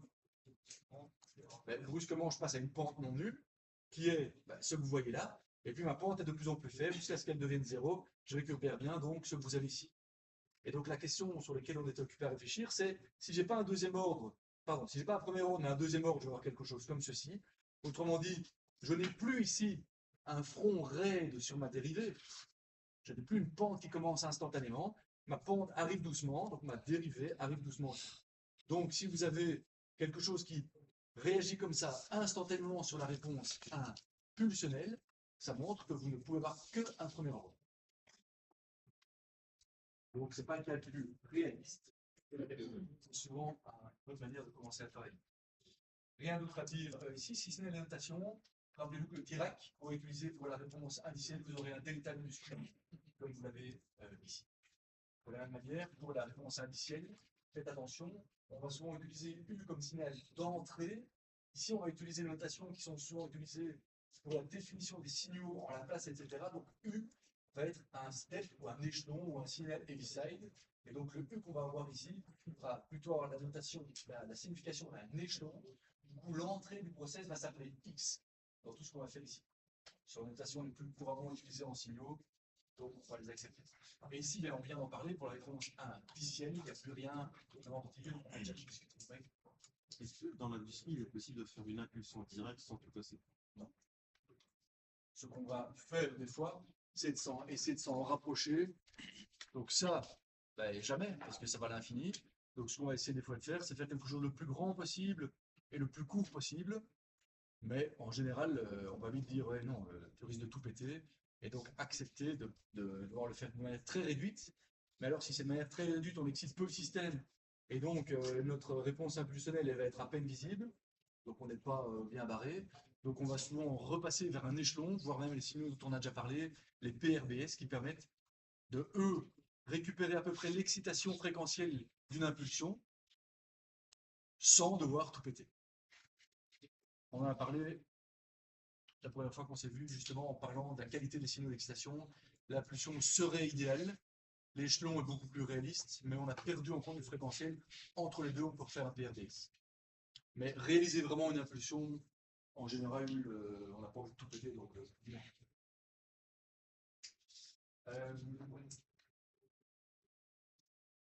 Ce qui nous amène à l'aspect un peu plus théorique, vous allez voir, pendant 30 heures, on va quasiment faire aucune intégrale ni rien. Ça tombe bien parce que le schéma est clair. Par contre, c'est juste pour bien vous rappeler les outils que l'on va utiliser. Donc, vous avez évidemment votre produit de convolution, qui est le truc vraiment fondamental. Les autos, où est-ce qu'il est tatoué celui-là? Ils ont des tatouages bizarres. Donc, le produit de convolution, c'est vraiment fondamental, parce que ça va vous permettre de gérer des choses complexes. Alors, complexes, pas au sens nombre complexe, mais vous avez la dynamique du système sur lequel on travaille, qui est un ensemble d'équations différentielles connectées. Une fois qu'on peut faire avec ça, là je parle dans le temps, et puis je dois essayer souvent de calculer la sortie de ce système lorsqu'il est excité par un signal d'entrée qui peut être à peu près n'importe quoi. Le problème que je viens d'expliquer ici, il est vraiment horrible à résoudre si vous voulez le prendre de manière frontale. Parce que là, vous devez résoudre cette intégrale-là. Ça, c'est ce que vous avez montré en régulation et en mathématiques, c'est dans le système. Donc ça, c'est vraiment ce que vous avez montré. Si vous voulez appliquer ça de manière frontale en restant dans le domaine du temps, c'est horrible, vous allez vous planter, et puis de toute façon, ça ne permet pas de facilement généraliser. Le produit de convolution et la transformée de la place, parce que c'est fortement lié, l'idée, c'est justement de dire qu'on arrive, sous hypothèse de linéarité, et on va bien en fait ici, à transformer le problème, et grâce à la transformée de la place, faire des finalement changements de variables qui font que le problème est bien plus facile à résoudre dans le domaine dans lequel on a changé de variable, et puis on sait le traiter et l'analyser, et si on en a besoin à la fin, on revient dans le domaine temporel. Donc c'est bien ça qu'on a besoin lorsque on va utiliser la transformée de la place, c'est-à-dire que cette intégrale de convolution, ou ce produit de convolution, c'est effectivement la base pour expliquer comment on doit traiter le problème dans le temps. Et ce que vous avez montré, et qu'on va reparcourir ici rapidement, c'est que quand on passe dans la transformée de la place, dans le domaine de la place, eh bien ces problèmes qui sont, en exagérant un peu, quasiment insolubles dans le temps, ou en tout cas, plan entier tellement le calcul sont courts, deviennent des problèmes hyper basiques en la place. Si vous deviez résumer ça à quelqu'un qui ne sait pas à quoi c'est la transformée de la place, qu'est-ce que vous lui diriez? Que deviennent nos problèmes très compliqués dans le temps quand on travaille dans la place? C'est des multiplications, c'est des fractions, c'est des plus, c'est des moins. Autrement dit, c'est de l'algèbre de Mme Karine en deuxième primaire, alors qu'on ne peut pas dire ça si vous voulez travailler dans le temps. Parce que là, vous êtes occupé à vous taper des équations différentielles avec des degrés 5, avec des dérivés sur l'entrée, sur la sortie, tout par là, solution partielle, qui ne sait très bien quoi. Et donc, c'est clair que ce n'est pas du tout le même monde. C'est pour ça qu'on a intérêt à le faire en Laplace. Donc, la signification ici, elle est claire, et je vous rappelle que je viens de vous dire que les notations allaient être les suivantes. On va toujours utiliser Y pour le signal de sortie de notre process. Par contre, faites attention, quand on va faire tout ce petit rappel de la place, comme U est utilisé dans ces notations pour l'échelon d'entrée, on va utiliser X comme signal d'entrée. Donc on a bien un signal d'entrée, on a bien un process représenté par sa réponse impulsionnelle dont on vient de reparler. Et donc ici, on a une opération complexe qui est le produit de convolution qui cache cette intégrale dans le temps. Donc ça, c'est le truc qu'on ne veut pas faire. Et donc l'intérêt de la transformée de la place, c'est justement que ça devient un problème bien plus facile à résoudre que ce machin que j'espère vous ne devez jamais résoudre à la main, même si vous l'avez déjà fait l'année passée pour en parler. Petite remarque, juste pour être correct au niveau scientifique, quand on va parler de transformée de la place, eh bien, on va faire l'hypothèse que notre système et nos signaux sont causaux, ce qui va nous permettre mathématiquement de virer la moitié de notre intégrale, ici de démarrer de 0 et pas de démarrer au moins l'infini. La notion de causalité, c'est simplement que la sortie du système ne peut pas répondre tant qu'on n'a pas excité le système sur son entrée. Il n'y a absolument rien de compliqué là-dedans. Au niveau physique et au niveau mathématique, c'est pas évidemment sans vous aider. Quand vous avez fait la transformée de la place, on vous a toujours dit, et je le répète encore une fois, faites bien attention quand vous travaillez avec la place, vous pouvez travailler sur la transformée de la place de deux choses. Soit D, et il ne faut pas le mélanger. Monsieur De Broglie, vous voyez qui c'est avec une barbe et une côté zéro. On peut travailler sur la transformée de la place en calculant la transformée de la place d'un signal ou d'un système. Donc, on ne peut pas confondre les deux. Quand on est habitué, finalement, ça revient un peu au même, donc on finit par ne plus trop s'occuper de ça. Mais quand vous voulez reprendre les choses à la base, ce qui est le cas ici, vous devez bien, à chaque fois vous dire, attends, je suis en train de travailler sur un système, sur un signal. Et vous allez voir qu'on va vous montrer des exemples de base ici, juste après. Donc, la transformation de la place d'un signal d'impulsion, c'est quoi? De nouveau, vous connaissez le résultat, il est très utile. Si vous prenez votre impulsion directe et vous cherchez à transformer la place, quand vous appliquez la définition qu'on vient de lui donner juste avant, vous tombez sur ce que vous connaissiez déjà, qui est hyper pratique. Encore une fois, en la place, tout est beaucoup plus simple. C'est que l'échelon, c'est simplement 1. Ensuite, on passe sur la même chose, mais pour notre échelon. Attention, U de T ici, c'est l'échelon. Et vous savez également que la transformée d'un signal échelon, en la place, c'est quoi? C'est 1 sur S. Et là, j'arrive à ma remarque, mais qui va arriver directement ici après. 1 sur S, ça peut être autre chose. Si 1 sur S était la description à la place d'un système, ce serait quoi comme type de système? Un intégrateur. D'accord? Donc vous voyez bien ici ce que vous connaissez, mais c'est fondamental, que la transformée de la place d'un échelon, d'un signal, c'est 1 sur S. Si j'essaye, et vous allez le voir ici après, de calculer la transformée de la place d'un système intégrateur, je tombe aussi sur 1 sur S. C'est deux choses tout à fait différentes. Et là, on peut combiner les deux en faisant rentrer un échelon dans un système intégrateur. Du coup, la sortie, ça sera du 1 sur S carré, parce que justement, on l'a dit, en la place, on n'a plus qu'à faire des fractions de produits dans ce cas-ci, pour essayer de combiner les systèmes entre eux et les entrées dans les systèmes. Et avant ça, le troisième petit exemple classique, c'est la transformée d'un signal exponentiel stable, sur un signal, pas sur un système, pour lequel, quand vous faites le calcul, vous tombez sur K sur 1 plus tau S. Encore une fois, il s'agit ici d'un signal. Si on vous demande quel est le système qui a la même transformée de la place, c'est quoi? Donc la transformée de la place d'un signal exponentiel stable, c'est K sur 1 plus tau S. C'est un premier ordre. Si la question est, ah oui, ben, cette transformée de la place, si elle devait appartenir à un système et pas à un signal, ce serait un système du premier ordre. Donc faites bien attention. Dans certains cas, il faut bien, surtout quand vous reprenez la base, comme ici, notion de stabilité, j'y reviens pas, c'est évidemment fondamental. Alors, propriété de transformer de la place. Alors, je parle ici que des propriétés qui sont vraiment utiles en régulation pour l'analyse d'un système ou l'analyse du couple fermé. Eh bien, ce sont les propriétés de dérivée, d'intégrale et les théorèmes aux limites. Ça, c'est vraiment des choses qu'on utilise tous les jours quand on fait de l'analyse de système. vous avez plein d'autres propriétés de la place qui sont nettement moins utilisées. Par contre, qu'est-ce qu'on va tout le temps utiliser? Les propriétés dérivées d'intégrales et les théorèmes de limites. Donc la dérivée, encore une fois, c'est du d sur dt dans le temps, mais c'est encore rajouter un ordre dans votre équation différentielle qui est dans le temps. Ça alourdit encore plus les choses en Laplace, mais vous savez que c'est simplement notre opérateur de base S qui doit prémultiplier votre signal ou votre système pour le dériver. Et donc, c'est encore une fois dans le domaine très simple, on ne fait que de l'algèbre de base avec des plus, des moins, des fois plus difficiles. Et à l'inverse, l'intégrateur.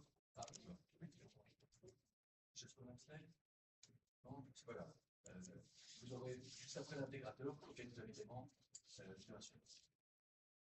Ici, vous voyez le lien entre l'intégrale de convolution, le produit de convolution, qui est le gros machin dans le temps ici qui est dégueulasse, et le fait qu'en l'ayant passé dans le transfert de la place, vous avez un truc basique, parce que vous avez simplement des produits de polynômes, etc.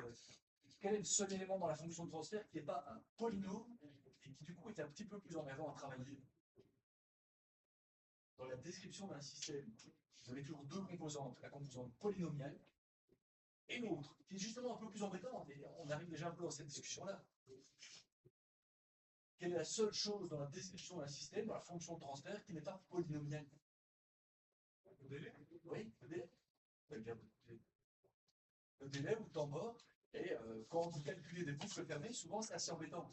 Parce que si vous avez un système dont la chaîne directe est un polynôme, quand vous fermez la boucle, ça reste un polynôme. C'est aussi gentil.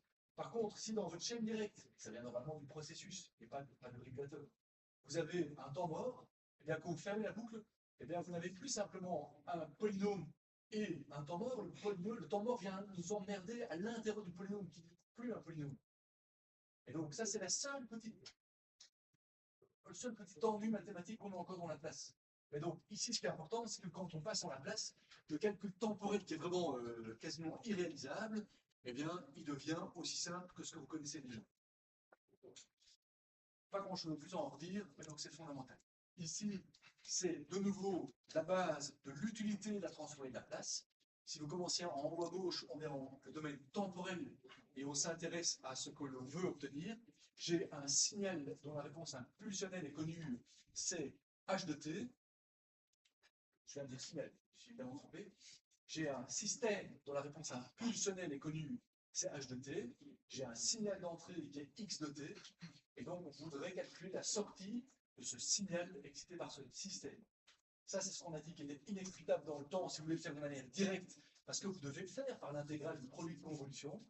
Donc, ce n'est pas du tout le cadre de régulation équilibrée du système, parce qu'on va toujours utiliser l'autre chemin, qui est de dire que plutôt que d'attaquer les trucs de manière frontale et en restant dans le temps, on pourrait tracer ici une droite horizontale qui vous montre qu'on va passer du domaine temporel vers le domaine de la place, et donc on va transformer nos deux éléments de problème en la place, le système et le signal, ce qui va nous permettre de très facilement les combiner, parce qu'ici on va avoir que la convolution, c'est simplement les opérations algébriques de base dont on a parlé, et une fois qu'on a notre résultat ici, si on en a besoin, parce que ce n'est pas toujours le cas, c'est même pas souvent le cas, on peut revenir dans le domaine temporel avec la transformée de la place inverse.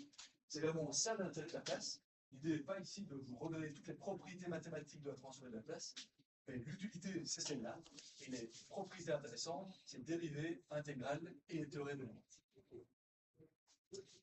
Je devrais noter aussi l'analyse de stabilité, qui est facilitée dans le domaine de la place. C'est la représentation des systèmes qui peut être différente par rapport à passé et ceci. Petit rappel, c'est évidemment quelque chose que vous connaissez déjà, et ça je peux pas passer trop vite quand même.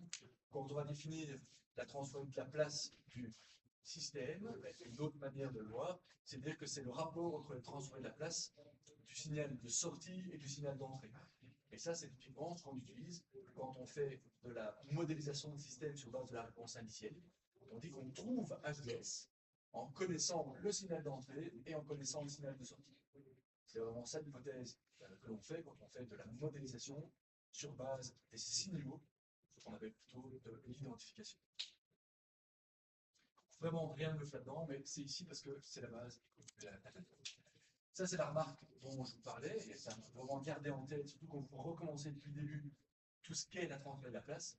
c'est un signal ou un système. Il faut bien savoir sur quoi on travaille. Et donc ça, c'est l'exemple de base dont on a parlé tout à l'heure. Si on s'intéresse à transmettre la place d'un signal échelon, c'est 1 sur S en la place. Si on s'intéresse à transmettre la place d'un système intégrateur, c'est aussi 1 sur S. Donc c'est la même chose dans la place, et ça a des significations évidemment tout à fait différentes selon qu'on parle d'un système ou d'un système. Les notions de stabilité, j'y reviens pas, vous savez où devait être les pôles, blablabla. Par contre, ce qui est fondamental, ce sont les théorèmes de limites. Ça va typiquement nous permettre de calculer facilement le gain statique d'un système quand il n'apparaît pas facilement dans la fonction de transfert. Qu'est-ce que je veux dire par là? Vous avez plusieurs manières de représenter les fonctions de transfert. Soit vous faites apparaître le gain statique, et dans ce cas-là, vous faites apparaître alors directement les constantes de temps. Oui. Autrement dit, ça veut dire que j'ai du 1 ici, et que j'ai mes constantes de temps qui apparaissent sur mon S. Si je fais ceci, alors je suis sûr de voir directement dans ma fonction de transfert le gain statique. Mais vous pouvez parfaitement écrire ça sous une autre forme aussi, où vous pourriez avoir ici du 1, et vous avez alors ici du S moins A. Donc vous avez ici, alors qu'on ne vous demande pas, ou vous ne travaillez pas avec une fonction de transfert qui montre directement les pôles sous forme de constante de temps et le gain statique, là vous voyez directement les pôles sous forme de pôles, mais alors ça cache également la notion de gain statique. Donc, si vous avez cette visualisation-ci, comment est-ce que vous pouvez très facilement trouver le gain statique du système? Eh bien, en faisant le théorème aux limites qui va vous pousser à t vers l'infini, qui est lié à s allant vers 0. Et vous avez donc directement votre théorème aux limites t égale l'infini. Donc, il suffit simplement de retenir que quand t va vers l'infini, s va vers 0 et inversement, et que vous devez à chaque fois rajouter un s devant le système sur lequel vous travaillez. Système ou signal sur lequel vous travaillez. Donc, pour la valeur initiale et pour la valeur finale, c'est un peu le petit frère, pas grand-chose. Enfin, alors, est-ce que je pouvais réinsister là-dessus? Non, ça c'est l'application dont j'avais parlé avec le gain statique. Donc, on n'a pas besoin de détailler ceci. Ce sont des choses que vous faites. Autre chose fondamentale, mais vous venez de me dire que vous l'avez tous fait, donc il n'y a pas grand-chose à en dire. Vous savez que dans les systèmes de contrôle aujourd'hui, on travaille de manière digitale ou numérique. On en a parlé la fois passée. Vous allez probablement peu pas travailler sur des systèmes continus ou analogiques, sous forme pneumatique, électrique, comme j'en parlais la fois passée. Vous allez quasiment que travailler sur des systèmes digitaux. Autrement dit, même si on va souvent faire l'hypothèse, on va travailler sur des systèmes continus, et pour ça, on verra qu'il faut tout simplement échantillonner assez vite. Et bien, dans pas mal d'applications, on ne va pas faire l'hypothèse que l'on travaille en continu parce qu'on ne veut pas échantillonner vite. C'est vraiment ça qu'il faut retenir dans la philosophie de choix de faire l'échantillonnage. Soit je veux faire le fainéant et faire abstraction du fait que mon système numérique, mon système de contrôle est numérique ou digital. Et donc, si je veux faire abstraction de ça, je dois échantillonner très vite pour pouvoir faire du continu. On parle alors de pseudo-continu. Dans beaucoup d'applications, on va dire non, ça va, c'est du gaspillage de faire ça. Et donc, je ne veux pas échantillonner plus vite que nécessaire. Si vous faites ce raisonnement-là, vous ne pouvez plus travailler en disant que vous êtes pseudo-continu. Vous devez absolument analyser votre système et faire le calcul de vos régulateurs de manière discrète. Autrement dit, dans le domaine en Z, qui est le petit frère de la transformée en S, sauf que vous y ajoutez en fait, en plus, le fait que vous avez échantillonné. Donc la philosophie de base, c'est ça. C'est mon système est toujours numérique aujourd'hui. Donc soit j'accepte simplement d'échantillonner très vite, parce que alors je peux faire comme si j'étais en continu, pseudo-continu. Soit si on refuse ça parce que c'est quelque part du gaspillage digital, je vais faire tourner ma période d'échantillonnage de mon automate à 100 millisecondes, alors que je pourrais le faire à 1 seconde. Je pourrais aller 10 fois moins vite, et donc traiter dans le même équipement 10 fois plus de boucles de régulation. Donc si je veux ne pas faire ce gaspillage entre guillemets numérique, eh bien alors on va devoir traiter le problème comme étant un problème directement discret dans le domaine en Z. Ça ne se fait pas tout le temps, hein, parce que en industrie, on va quand même encore souvent dire non, je veux du pseudo-continu parce que c'est plus facile à comprendre. Parce qu'en continu, et donc en pseudo-continu, on peut faire beaucoup de choses de manière très intuitive. En discret, il n'y a plus grand chose qui est intuitif. Et donc, on va faire ça quand on a vraiment besoin d'économiser les ressources. Ouais. Qu'est-ce qu'il y a si on fait vraiment de manière Tu gagnes de l'énergie et des CPU. Donc, c'est ce que je viens de dire ici. Dans un même automate, dans un même CPU, je peux mettre 10 fois plus de boucles de régulation si je les cadence moins doucement. Moins doucement, je les cadence plus doucement. Donc, vous avez déjà fait les laboratoires de régulation, fait le cours de séquentiel avec M. Rouchard et commencé le laboratoire de séquentiel, pardon. Vous allez commencer, mais vous avez déjà parlé en théorie alors de la notion de watchdog. Et donc, watchdog, c'est quoi? C'est une CPU qui n'a pas le temps de faire tout ce qu'il devrait faire dans un temps imparti, parce que vous voulez cadencer à 100 millisecondes, mais vous essayez de faire plein de choses en 100 millisecondes, votre automate n'a pas le temps. Et donc ça, c'est le risque que vous prenez si vous voulez aller inutilement vite. Donc si on est limité par ça, alors on va dire non, non. Alors je refuse l'hypothèse de pseudo-continu et je dois passer en Z. Le prix à payer pour avoir quelque chose de plus light au niveau temps de calcul, moins chargé au niveau du CPU, c'est que vous devez faire l'analyse du système et la synthèse de régulateur en Z. Et je crois que les automaticiens confirmeront, sur les automaticiens là, que est-ce que vous avez encore beaucoup de trucs intuitifs en Z? Alors qu'en S, vous êtes d'accord, quand on continue, il y a quand même pas mal de trucs pour lesquels on peut y aller au feeling. Donc en Z, on va énormément perdre de choses, donc ça se fera quand c'est nécessaire. Donc il y a deux remarques ici, c'est d'abord pour rappeler rapidement ce que c'est de transformer en Z sans aucun détail, comme je l'ai fait en S. Alors vous rappelez que c'est important parce qu'on va l'utiliser plus tard, mais aussi reparler du théorème d'échantillonnage. C'est quoi le théorème d'échantillonnage? Parce que lui, il est important, même en pseudo-continu. Le théorème d'échantillonnage, c'est quoi? La fréquence de Nyquist. Le 1,5 fréquence d'échantillonnage, qu'est-ce qu'il veut dire intuitivement? On va à peu près se satisfaire de ceci, hein, je vais les survoler pour dire c'est vu, c'est vu, c'est vu. C'est quoi le problème de l'échantillonnage? Si j'échantillonne trop doucement un signal, quoi? On va avoir du repli fréquentiel, de l'aliasing, du folding, et donc effectivement, ça veut dire quoi? Ça veut dire que si vous avez un contenu fréquentiel dans votre système, vous avez un système qui a une certaine vitesse, un contenu fréquentiel, c'est un peu un synonyme de vitesse, et que vous l'échantillonnez pas assez souvent, eh bien vous pouvez faire apparaître des fréquences encore plus basses dans votre signal après échantillonnage. Et donc un signal basse fréquence, c'est le pire en régulation. Parce que vous ne pouvez plus faire la discrimination entre ce qui est basse fréquence réelle qui vient du système et une basse fréquence du process. Alors que quand on a des problèmes à haute fréquence, là on sait facilement dire ça ne vient pas du process. Et donc mettre des filtres passe-bas, parce qu'on dit ça c'est le bruit, je le dégage avec un filtre. Or quand on commence à faire apparaître à cause de l'échantillonnage des basses fréquences, là on ne peut plus les filtrer, parce qu'elles peuvent très bien venir du système. Donc ça c'est vraiment le problème fondamental qu'on a pour le choix de la période d'échantillonnage, c'est de faire attention à tout ce qui est filtrage et repli fréquentiel. Donc je ne vais pas repasser dessus, mais ce sont des choses dont vous allez vraiment parler. Ici, déjà, la notion du train d'impulsion qui va apparaître et faire apparaître la transformée de Fourier.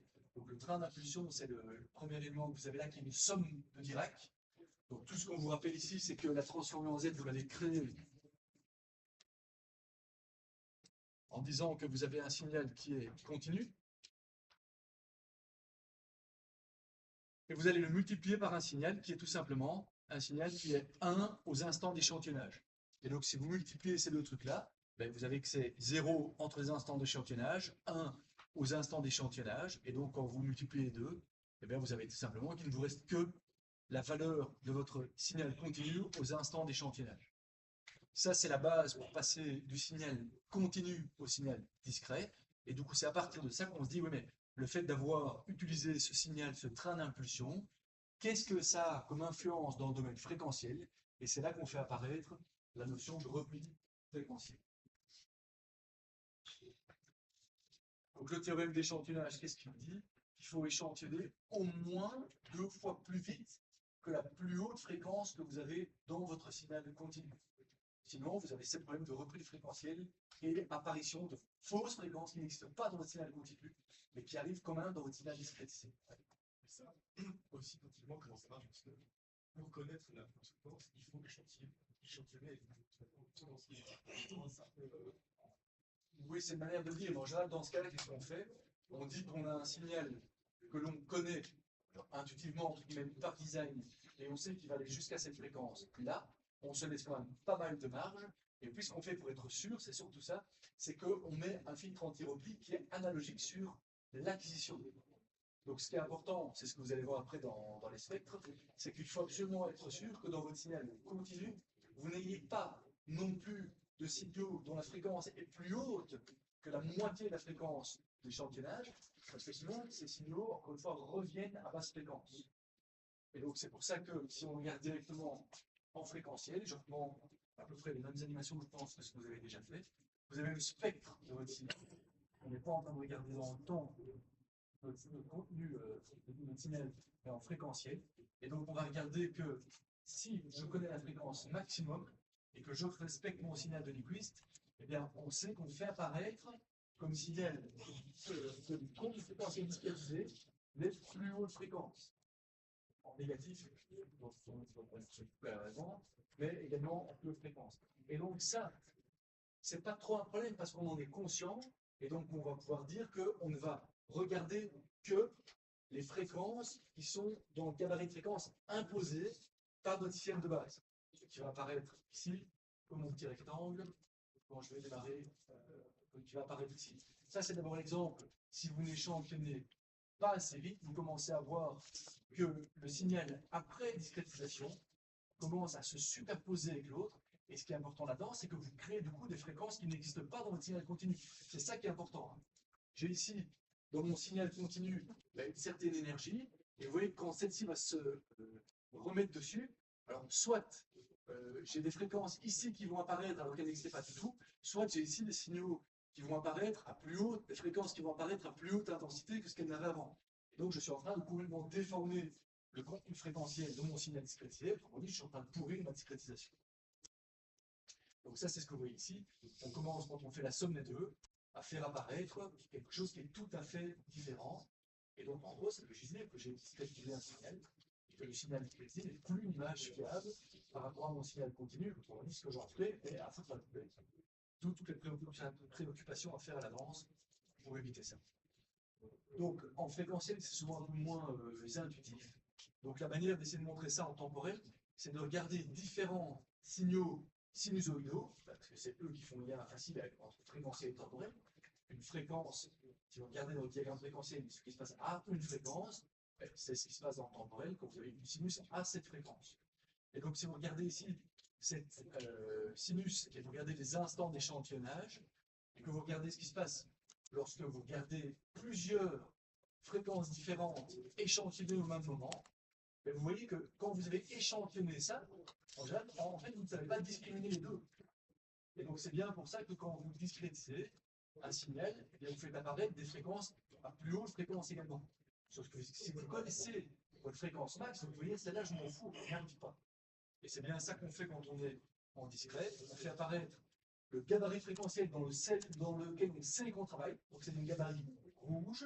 Et donc, je sais que mon contenu réel, mon signal intéressant, ne va pas sortir de ça.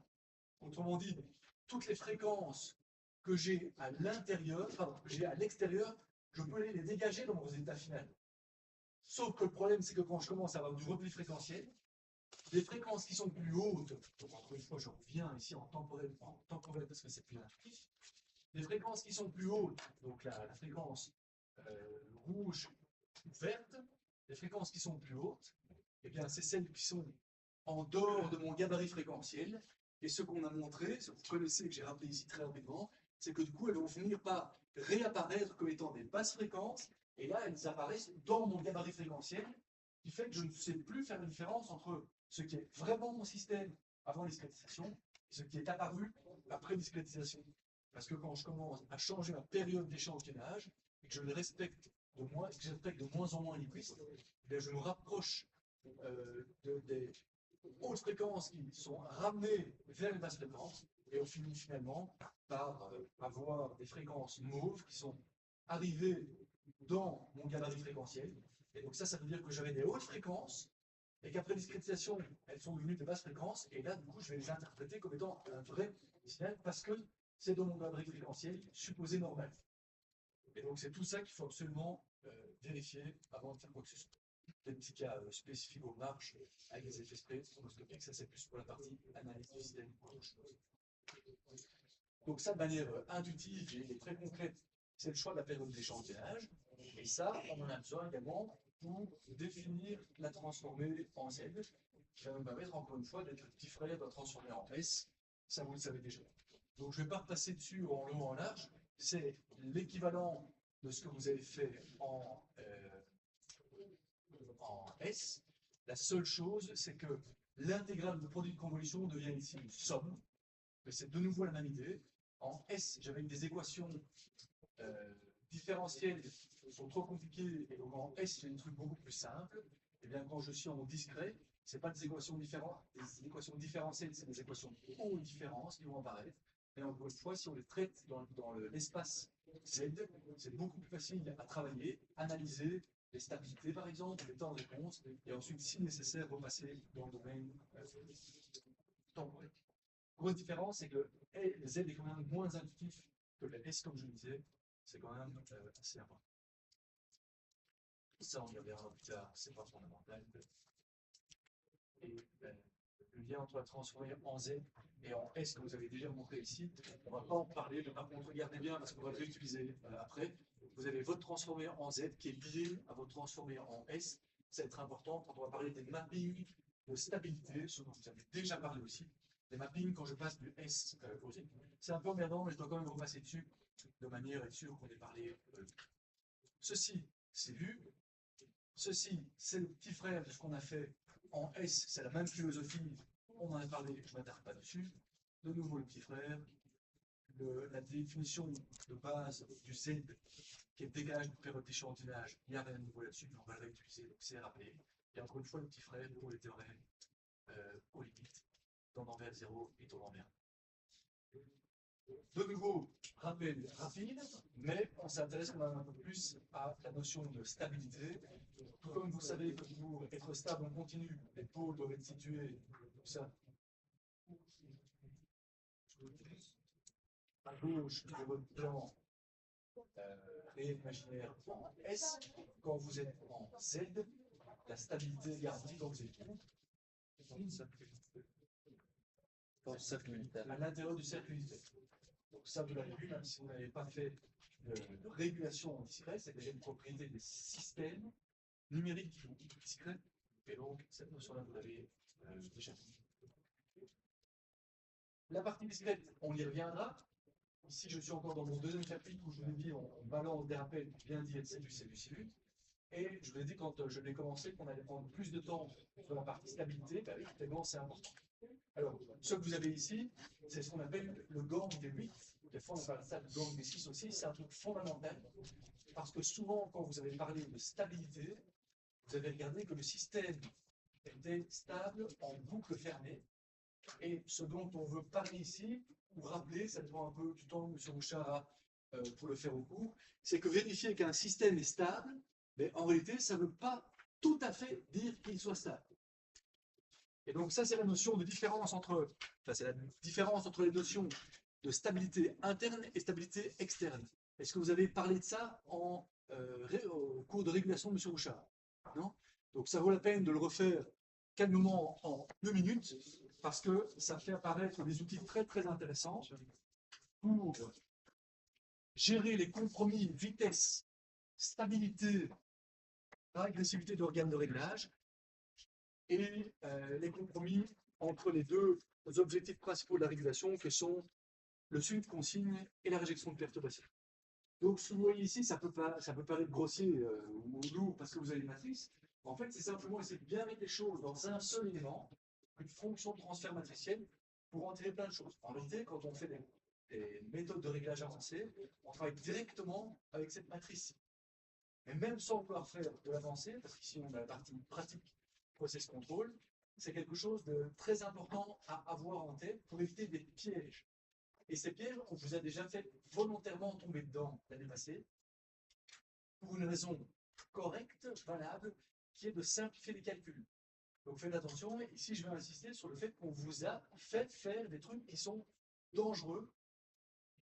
Et donc il faut vérifier que ça ne soit pas dangereux, sinon vous foutez le bras. Mais alors, quelle est la raison de le faire? Eh bien, c'est tout simplement de la fainéantise. Vous allez voir que souvent, on va essayer de faire l'hypothèse que l'on veut compenser les pôles et des zéros. C'est ce que vous avez fait en régulation. Mais rappelez-vous un peu la raison pour laquelle M. Bouchard a dit on va faire ça. On va compenser ce pôle par ce zéro pour ce pôle, par ce pôle. Quelle était la raison pour laquelle il vous a proposé ça? Avant. Quoi?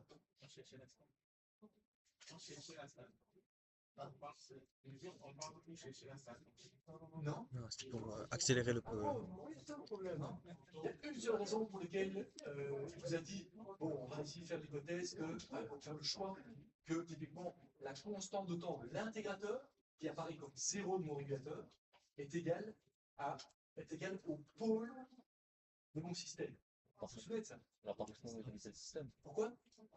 Oui. Mais pourquoi est-ce qu'on a fait cette compensation? Pour accélérer le Simple, pour process, choisir notre constante de temps. accélérer le système. Non? Justement pas. Vous pouvez le choisir. Vous avez un système dont vous connaissez la fonction de transfert. Faisons l'hypothèse qu'il n'y a qu'un seul pôle, c'est un premier ordre. Vous avez souvent choisi de prendre comme période, comme constante d'intégration du régulateur, le pôle du système. Vous vous souvenez de ça? Et quelle était la seule raison de faire ça? C'est presque une erreur de faire ça. On va quasiment tout le temps le faire. Redéplacer le pôle. Non, justement pas. Ça. Quelle est la seule raison d'avoir fait ce choix? Qui était de dire, si j'ai un système pour lequel mon process a cette forme-ci, je vais mettre un premier ordre, je n'ai pas besoin de ça. On voit assez au niveau lumière, épaisseur du trait. Oui. Et on a un régulateur qui est un régulateur PI. Donc voilà la fonction transfert de mon régulateur. Vous allez faire ça 100 fois le dépasser. Et M. Bouchard vous a dit, ah ben voilà, ce qu'on va faire comme choix, c'est TI est égal à taux. Vous vous souvenez de ça? Parce qu'effectivement, ça fait ça. Quel est le seul intérêt de faire ça? Et du coup, c'est un peu la solution du lâche. Hein, parce qu'en fait, ça va nous créer des problèmes. Quelle est la seule raison de faire ça? Non? J'ai entendu un truc, ouais? Non? Ben, la solution, la réponse, je vous la donne. Hein? Définir une nouvelle temps de réponse. Non? Quelle est la seule raison d'avoir fait ça? C'est de la fainéantise, je vous dis. Donc, quelle est la seule raison d'avoir fait ça? Quoi? C'est tout simplement plus simple au niveau des calculs. Et c'est pas un argument de choix. Hein. Donc, vous êtes engagé pour aller piloter un réacteur nucléaire et vous allez justifier votre choix de tuning en disant j'ai fait le choix le plus simple. C'est horrible comme idée. Hein. D'accord? Alors, quand c'est suffisant, on va le faire parce qu'on aime bien faire des calculs les plus simples possibles. Mais attention, quand on veut faire une régulation et qu'on a des exigences en termes de qualité de régulation et qu'on ne peut pas se contenter du plus simple, ce choix n'a aucun sens. Hein. Donc la seule raison pour laquelle vous avez fait ça, c'est pour simplifier les calculs. C'est une bonne raison quand on peut le faire, mais c'est certainement pas une contrainte qu'il faut se mettre en disant je dois compenser ça pour simplifier les calculs. C'est horrible comme truc. Hein. Ça va vous créer deux problèmes. Un, vous pourriez comme ça cacher des instabilités. Deux, vous avez l'impression que vous résolvez un problème alors que vous ne le faites que partiellement. Donc c'est ces deux choses-là dont on va parler maintenant. Et donc contrairement à ce que j'ai fait sur les notions, les rappels de Laplace et de Z, etc., ici on va quand même prendre le temps de le faire parce que c'est fondamental. On va revenir sur une méthodologie de tuning que vous avez adoptée jusqu'ici pour dire que vous l'avez souvent faite, mais c'est la solution du lâche. Et donc, quand on peut le faire, très bien, autant faire des calculs le plus simple possible. Alors, c'est parfaitement justifié. Mais on ne peut pas dire que ça, c'est le choix à faire. C'est des fois le pire choix à faire. Hein. D'accord? Donc, c'est là-dessus que je veux insister. Parce que, effectivement, practical process control, il faut que ce soit pratique. Donc, si on peut faire un truc simple, on va le faire. En industrie, c'est ça qu'on va faire. Mais attention, l'objectif de la réflexion qu'on va faire ici, c'est il y a un prix à payer si vous faites ça. Donc, il faut en être conscient. Sinon, pas question de faire ce choix. Mais retenez d'abord que c'est la solution du lâche. Il n'y a aucune raison de faire ce choix-là. Vous ne pouvez pas justifier un tuning de régulateur en disant j'ai fait ce choix pour simplifier mes calculs. Encore une fois, quelles sont les choses que vous avez besoin pour faire le choix du régulateur? la dynamique du système et votre cahier des charges. C'est la seule chose qui peut justifier vos paramètres, vos choix de paramètres de réglage. Mais pas question de rajouter un troisième élément qui est la facilité des calculs. Si on peut le faire, on le fait, mais si ce n'est pas en contradiction avec les deux premiers. Vous me suivez? Encore une fois, en long en large, mais c'est ça qui est important. Et donc, pour montrer ça, on va en profiter pour reparler de ce qu'on appelle le gang des 8 ou le gang des 6, des fois le gang des 4. En fait, si vous regardez un petit peu ce qu'il y a là, pourquoi est-ce que des fois on va parler, qu'est-ce qu'on a sous les yeux, pourquoi est-ce que des fois on va se contenter de 4, 6 ou 8? Qu'est-ce qui va faire que je vais passer à 4, 6 ou 8? On est en train de parler de quoi ici? 4, 6 ou 8 fonctions de transfert. C'est à quelle heure? Ah oui, bah vous avez 4 minutes de pause. Vous avez vraiment besoin d'une pause? Oui, vraiment pas côté, si on part côté d'une bière. Ouais, mais bon, pardon? Le fondement de la pause bêche. Le fondement de la pause bêche. Ouais.